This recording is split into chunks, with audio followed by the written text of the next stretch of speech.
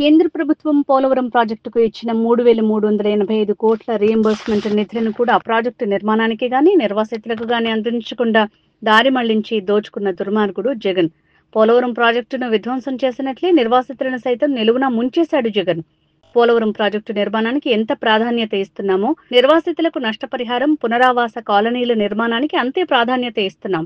పునరావాస కాలనీల నిర్మాణ పనులు వేగవంతం చేసి 2026 జూన్ నాటికి పూర్తి చేసి గౌరవప్రదంగా వారికి ఇళ్లు అప్పగిస్తాం అని మంత్రి నిమ్మల రామానాయుడు అన్నారు. ఇప్పుడు ఇదే శాసన మండలి సభలో ఇది ఇంచుమించుగా మూడోసారో నాలుగోసారో ఏదైతే 41.15 45.72 అని ఇది డిస్కషన్ వచ్చినటువంటి పరిస్థితి.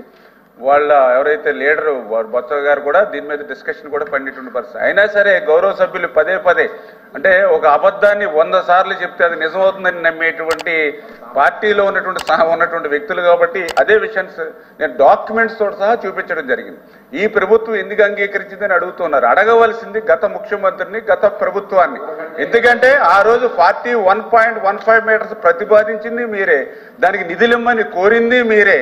మళ్ళీ ఈ రోజు ఎందుకు అంగీకరించారని మాట్లాడుతూ ఉన్నారని అంటే పదే పదే అబద్ధాలు చెప్పేటువంటి పరిస్థితి. మీ అబద్ధాన్ని ప్రజలు గుర్తించారు కాబట్టి తగిన శాస్తి ప్రజలు ఇచ్చారు. దానికి లోతుగా నేను పోదలుచుకోవాలా.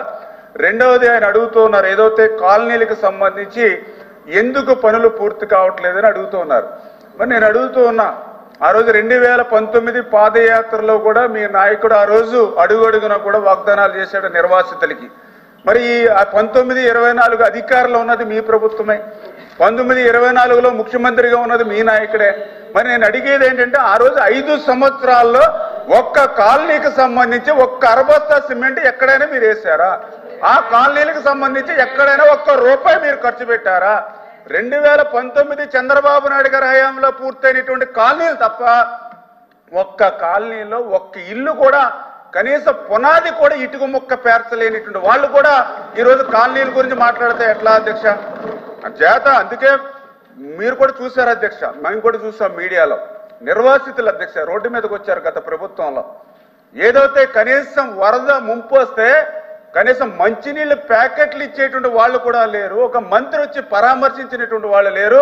మాకెందుకు ఈ ఆంధ్రప్రదేశ్ రాష్ట్రంలో మమ్మల్ని తెలంగాణలో కలిపేయండి అని చెప్పి సాక్షాత్తు నిర్వాసితులు రోడ్డు మీదకి వచ్చి గత ప్రభుత్వంలో పోరాడారనంటే నిర్వాసితుల పట్ల ఈ యొక్క ప్రభుత్వం ఏ రకమైన వైఖరితో ఉందో ఆ పాలనే ఒక ఉదాహరణ అధ్యక్ష.